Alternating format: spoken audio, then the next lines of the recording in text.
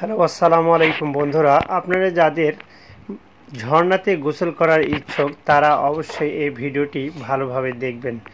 ঝর্ণাতে গোসল করার সময় চারিদিকে লক্ষ্য রেখে গোসল করাটা দরকার, কারণ ঝর্ণার পানির সাথে বড় বড় রজাগ্বর সাপগুলো ভেসে আসে। এটা মালয়েশিয়াতে প্রতিনিয়ত এইরকম দৃশ্য দেখা যায়। আপনারা যারা ঝর্ণাতে গোসল করেন অবশ্যই চারিদিকে চোখ কান খেয়াল রেখে ঝর্ণাতে গোসল করবেন। দেখুন কি বিশাল এক অজগর সাপ ঝর্ণার পানি থেকে ভেসে আসতেছে, সামনের দিকে এগিয়ে যাচ্ছে। অনেক সময় এই সব সাপগুলো মানুষের ক্ষতি করতে পারে। অবশ্যই আপনারা দেখে ঝর্ণাতে গোসল করবেন। ভিডিওটি দেখে যদি ভালো লেগে থাকে অবশ্যই আমার পেজটি ফলো করবেন। আরও নতুন নতুন ভিডিও পেতে লাইক দিয়ে সাথেই থাকবেন।